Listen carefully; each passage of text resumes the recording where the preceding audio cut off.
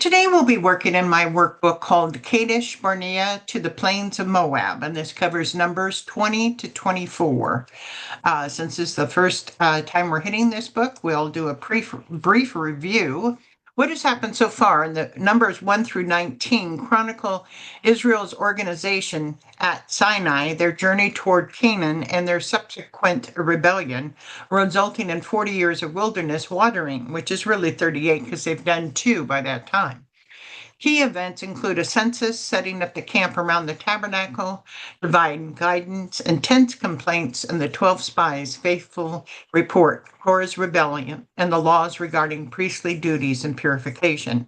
So the key events and themes so far that we've handled is organization and census. We definitely had, and God instructs Moses to take a census of the fighting men, and we have 603,550 and arranges the tribes around the tabernacle. And the Levites are set apart for service. Laws and dedication. We have various laws regarding purity, restitution, Nazarites, and the priestly blessings are given. The Passover is also celebrated. Departure and grumbling. The cloud moves, signaling the journey from Sinai. The people complain about food, leading to plagues. Miriam and Aaron oppose Moses. And then spies and rebellion. The 12 spies scout Canaan. 10 report impossibility, inducing fear. Only Caleb and Joshua urge faith. The people rebel, and God decrees a 40-year wandering until the generation dies. Judgment and authority. Further laws are given, including Sabbath breaking. Korah, Dathan, and Abram lead a rebellion against Moses, resulting in divine judgment. Aaron's authority is confirmed with his staff buds. Priestly duties and the red heifer purification ceremonies are outlined. No scripture is written about the travels of the Israelites for 38 years. We do have a summary of each stop they made for Moses in Deuteronomy 13, 16 through 36. Chapter 20 starts at the beginning of year 40. And looking at the graph, we're now right on the plain, coming to the plains of Moab. We haven't quite been there yet. So coming, we're right here in this 5 months thing. This is the route they took. We are now doing this green line here. All righty. Chapter 1, Water from a Rock, numbers 20, 1 through 13. In the first month of the whole Israelite community arrived at the desert of Zin, and they stayed at Kadesh. There Miriam died and was buried. First month of what year? Thankfully, we have enough information to solve this problem. If I told you how we know, it'd be a spoiler of what's coming up in chapter 3 of this workbook. So just accept that it's the start of the 40th year since leaving Egypt. In the first month, where did they arrive at? Desert of Zin. Right. Or then they stayed in Kadesh Barnea, but yes. Based on the scripture from 33 below, where had they come from? Ezon Gibber. Right. Trace the line from the Red Sea to the star. Yes. Ezon Gibber to Kadesh Barnea, which is about 89 miles. Who died and what was her relationship to Aaron and Moses? Who died? Miriam. Miriam. Miriam. Yeah. Yeah. Yeah. She was probably 6 to 7 years older than Moses. When all 3 of them left Egypt, Moses was 80 years of age and Aaron was 83. 40 years have now passed. About how old is Miriam at her death? 126. Mm-hmm. Yeah.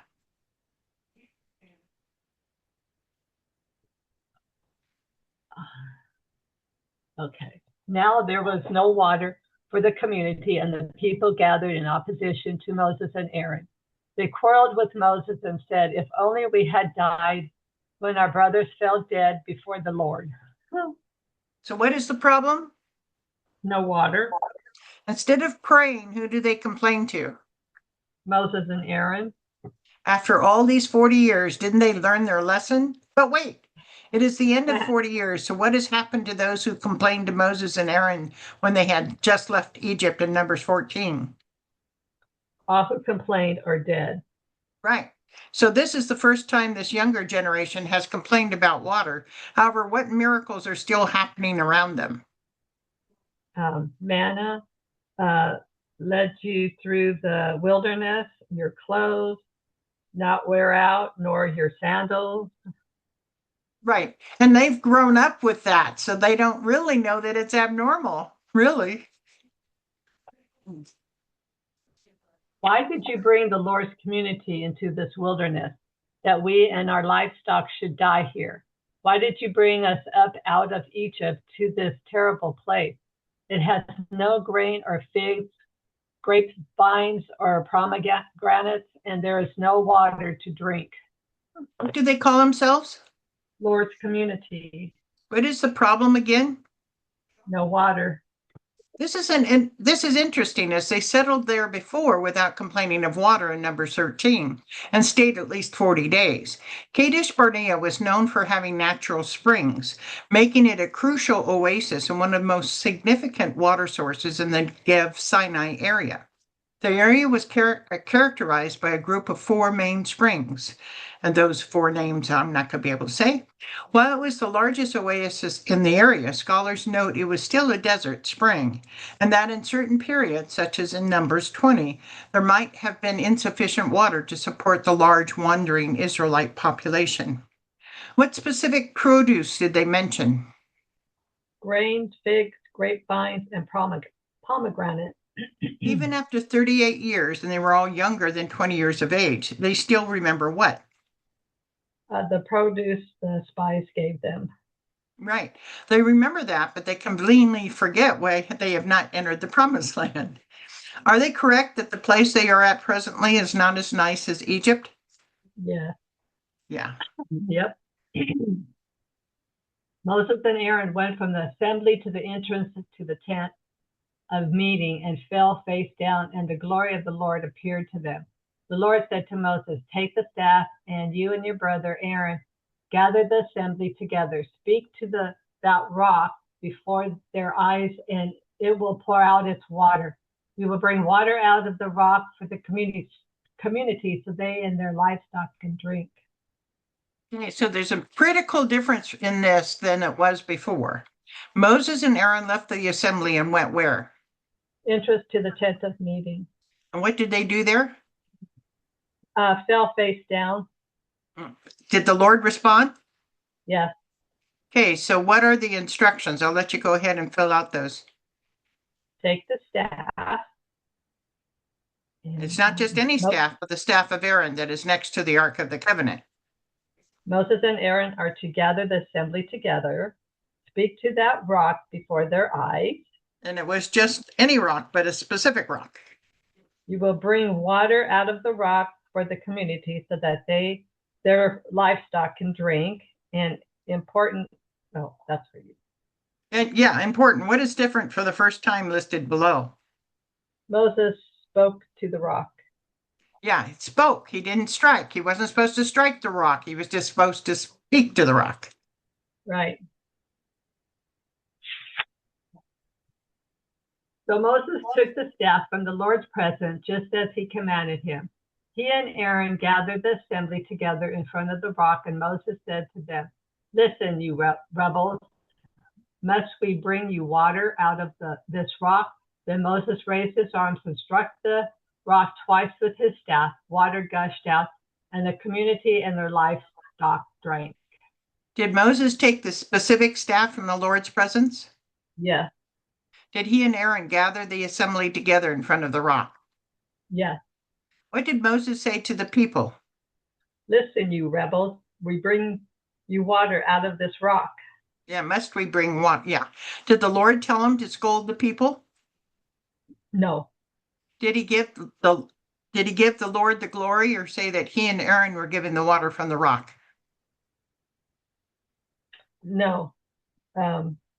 Aaron was given the water Right. from the rock. He and Aaron were giving the water from the rock. He didn't give God the glory.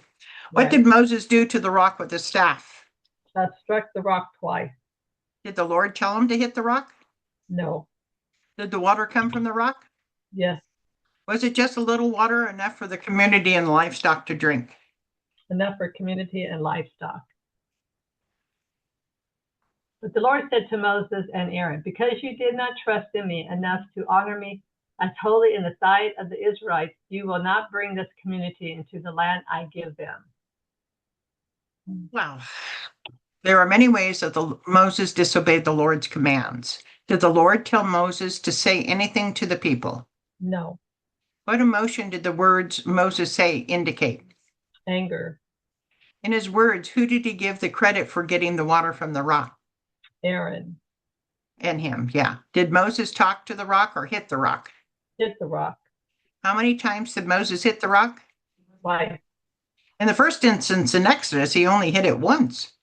What was the amount of times Moses hit the rock also a sign of his anger? Was the amount of times? Yeah. Not Yes. enter the promised land. Right. What was the punishment the Lord gave to both Aaron and Moses? They wouldn't enter the promised land. Why was Aaron also punished when Moses made all the errors? Intervened to stop Moses for doing it wrong. Yeah, Aaron has a tendency to be a follower, not a leader. He followed Miriam. He follows Moses. He tends to be a follower. He followed the people when they wanted a golden calf. He tends to be a follower. The writer of Psalms below blames what sin of Moses that caused the punishment? His rash word. Yeah, which he has been done before, when he killed the Egyptian before he went out into, so he has rash words before. How Moses' anger marred the prophetic picture of Jesus' once for all redemptive work. Now, follows the idea that most of the stuff in the Old Testament is mirror of Jesus and how he works with us. And you've seen me do this a time or two. In Numbers 20, Moses defaced a prophetic picture of Jesus by striking the rock instead of speaking to it, as instructed by God. The rock represented Christ, who was struck once for salvation. By striking it again, Moses distorted the picture of a finished work, suggesting Christ needed to be struck again, a re-crucifixion. Symbolism of once for all. The rock was supposed to be struck only once in Exodus 17:6, representing Jesus' single sufficient sacrifice. The rock did not have to be struck a second time. Speaking versus striking. God intended for Moses to use the words of faith to bring forth water, mirroring new believers now approach the risen Lord through prayer and faith rather than physical rituals or sacrifices. Misrepresentation of access. The instruction to speak to the rock in Numbers 28 symbolized that after the sacrifice, believers have direct access to the living water through prayer. Striking it showed a lack of faith in the efficiency of simply speaking to him. Misrepresentation of God's grace. By striking the rock twice in anger and saying, "Must we bring you water?" Moses took credit, failing to show God's holiness and tender mercy to the people. And lastly, barred from the land. Moses was forbidden from entering the promised land. Many scholars see this as a final part of the picture. Moses represents the law, which can lead people to the edge of salvation, but cannot actually bring them into God's rest. Only Joshua, whose name is the Hebrew version of Jesus, could lead the people into their inheritance. These were the waters of Meribah, where the Israelites quarreled with the Lord and where he was proved holy among them. What were these waters called? Meribah. When the same thing happened on the way down to Mount Sinai from the Egypt at Rephidim, what did they name the place after water came from the rock? Massa and Meribah. Right. Both places have the same name, Meribah, but it's also a description name meaning quarreling or strife. Usually the one in Numbers is referring to Meribah Kadesh. And we come to the crossword. Number 2, in verse 4, the people call themselves the Lord's community. Number 4, who died in the first month of the 40th year? Miriam. 5, both Moses and Aaron were not going into the promised land. 6, the Lord told Moses to speak to the rock. 8, before Moses did what the Lord commanded regarding the rock, he gathered the assembly together. 9, Moses hit the rock, but not once, but twice. 10, the Lord wanted Moses and Aaron to take the Staff. that was next to the Ark of the Covenant.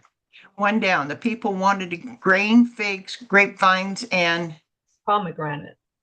3, what was missing at Kadesh Barnea? Water. And 4, these waters were called, Meribah. yeah, and 7, what town were they in when Miriam died? Kadesh. All righty.